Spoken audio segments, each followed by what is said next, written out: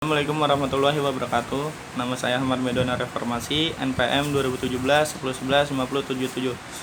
Di sini saya akan mempresentasikan salah satu tugas saya, tugas UAS mata kuliah Hukum Perlindungan Anak dan Perempuan dengan dosen pengampu Ibu Anggraini Haryani Putri, SHMA. Pertama-tama saya ingin menjelaskan kronologi kasus terlebih dahulu. Pasangan suami istri yang bernama Karsiwan, seorang ibu rumah tangga berumur 42 tahun yang beralamat di Ngablak Indah, RT 1 RW 4, Bengetayu Kulon, Kecamatan Genuk, Semarang, dan suaminya Kasmijan yang berumur 43 tahun. Pada awalnya kehidupan rumah tangga mereka berjalan baik, namun sejak 14 tahun akhir hubungan keduanya sudah tidak harmonis lagi. Setiap kali pulang ke rumah, mereka selalu bertengkar dan dampaknya mereka tidak lagi tinggal serumah. Puncaknya pada Sabtu, tanggal 12 November 2011, sekitar pukul 8.15 WIB, Kasmijan mendatangi Karsiwan dengan marah-marah dan langsung melakukan penganiayaan. Setelah puas menghajar menggunakan balok kayu, menendang dengan sepatu, menginjak dan membenturkan kepala korban hingga tak berdaya. Kasmijan pergi begitu saja meninggalkan Karsiwan. Akibat penganiayaan tersebut, Karsiwan mengalami luka-luka di bagian paha, dekat pinggul, wajah dan kaki memar, perut sakit, serta kepalanya sering pusing karena dibenturkan ke lantai. Atas kejadian ini, Karsiwan melaporkan Kasmijan ke Polrestabes Semarang lantaran kekerasan rumah tangga yang dialaminya. Kepada Polrestabes, Karsiwan mengatakan bahwa dirinya sering dianiaya dan mendapatkan berbagai siksaan serta pukulan dari suaminya jika sedang marah. Karena itu, Karsiwan tak jarang mengalami luka-luka akibat dianiaya suaminya itu. Selanjutnya saya akan menjelaskan analisis dari kasus tersebut. Sejumlah pengaduan tindak pidana kekerasan terhadap perempuan yang diterima oleh Komnas Perempuan menunjukkan bahwa tak jarang perempuan menjadi korban KDRT, seperti halnya yang terjadi dan dialami Ibu Karsiwan. Melihat maraknya kekerasan tersebut, Komnas Perempuan melakukan berbagai hal, diantaranya mengajak semua pihak meningkatkan perlindungan dan layanan kepada korban KDRT yang berpusat pada korban dengan berbasis pada hak korban atas kebenaran, keadilan, pemulihan, dan jasmani atas tidak berulangnya kekerasan. Mengajak pemuka agama dan tokoh-tokoh masyarakat untuk terus mensosialisasikan KDRT sebagai tindakan yang harus dihentikan dan memperbaiki tradisi ataupun praktik-praktik budaya yang masih menjadi penyebab terjadinya kekerasan terhadap perempuan.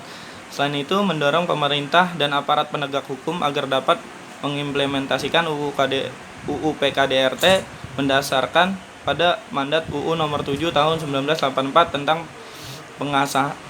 pengesahan Konvensi Penghapusan Segala Bentuk Diskriminasi Terhadap Perempuan atau CEDAW untuk menghapuskan diskriminasi dan mengakui ketimpangan relasi kuasa laki-laki dan perempuan atau suami dan istri sebagai akar masalah KDRT.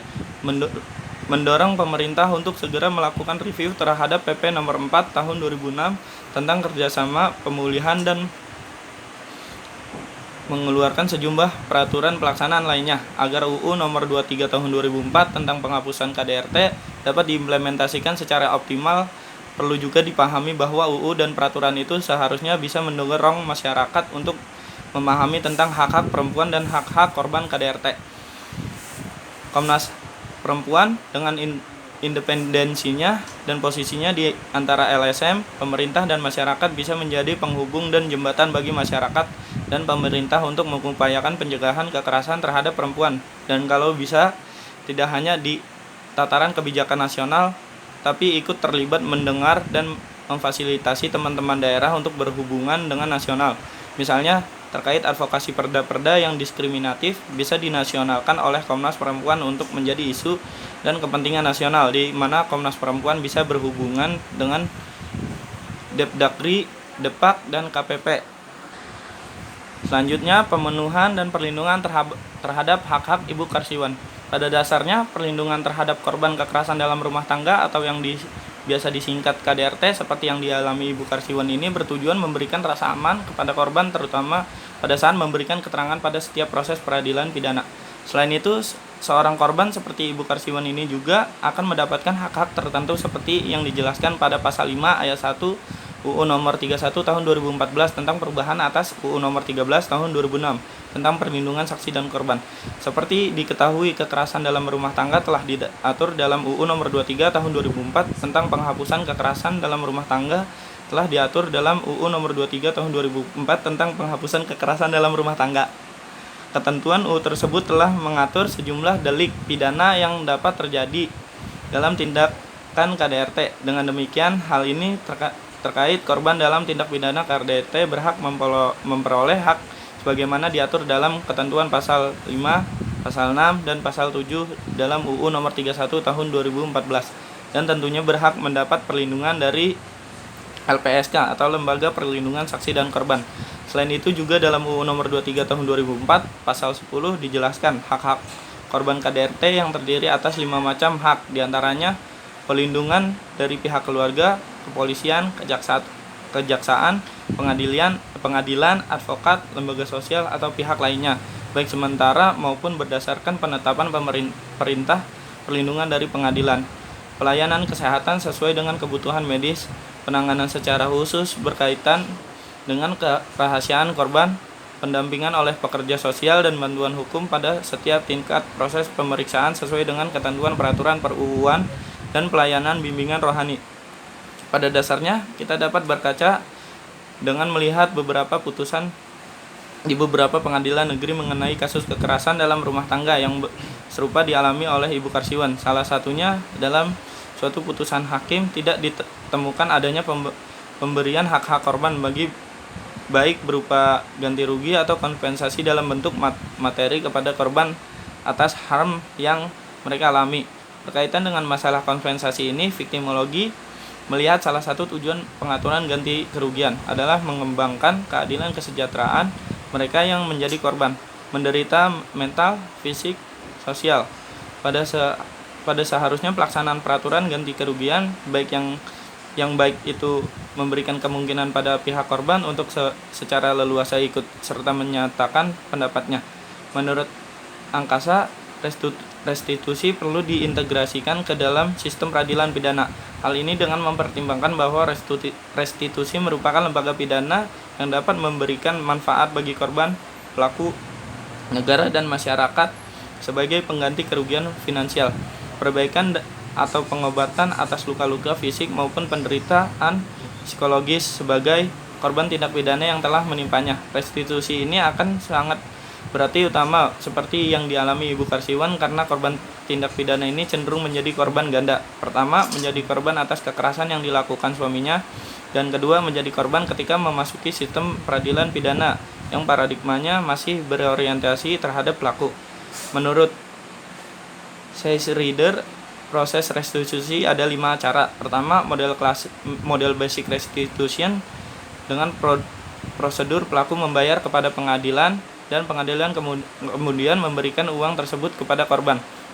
Kedua, model expanded basic restitution dengan prosedur pelaku dicarikan pekerjaan atau pelaku yang berpenghasilan rendah dan berusia muda. Ketiga, model victim assistance dengan prosedur pelaku diberi kesempatan membantu korban sehingga korban dapat menerima ganti rugi secara penuh. Keempat, model victim assistant offender accountability demi penyelesaian yang memuaskan kedua belah pihak, dilakukan dengan negosiasi dan kadang-kadang dengan mempertemukan kedua belah pihak. Kelima, model community accountability deterrence dengan prosedur permintaan ganti rugi dimintakan oleh sekelompok orang sebagai wakil dari masyarakat. Permintaan ganti rugi meliputi jenis pekerjaan yang harus dilakukan maupun jadwal pembayaran ganti rugi. Namun model basic restitution tampak yang paling selaras dan tepat untuk dipakai putusan hakim perkara KDRT, dan membayar melalui pengadilan akan lebih terkontrol dalam arti menghindarkan dari pengingkaran kewajiban pelaku untuk membayar restitusi serta lebih memudahkan dalam penegakan hukumnya apabila terjadi pihak-pihak yang menyalahi. Selanjutnya, perspektif hukum dan HAM terhadap kasus Ibu Karsiwan. Sebuah negara yang menjadikan hukum sebagai Sebagai yang tertinggi, negara wajib melindungi setiap warga negaranya dari segala bentuk kekerasan dan pelanggaran hak-haknya. Pasal 28G ayat 1 UUD 1945 menyatakan bahwa setiap orang yang berhak atas perlindungan diri pribadi, keluarga, kehormatan, martabat, dan harta benda yang di bawah kekuasaannya, serta berhak atas rasa aman dan perlindungan dari rasa ancaman ketakutan untuk berbuat atau tidak berbuat sesuatu yang merupakan hak asasi. Pasal 28H ayat 2 UUD 1945 menyatakan setiap orang berhak mendapatkan kemudahan dan perlakuan khusus untuk memperoleh kesempatan dan manfaat yang sama guna mencapai persamaan dan keadilan. Selain menjadi tanggung jawab negara, hal tersebut juga menjadi kewajiban masyarakat untuk mencegah terjadinya tindakan kekerasan dalam rumah tangga seperti yang dialami Ibu Karsiwan ini, sehingga nantinya tidak akan muncul korban-korban kekerasan selanjutnya.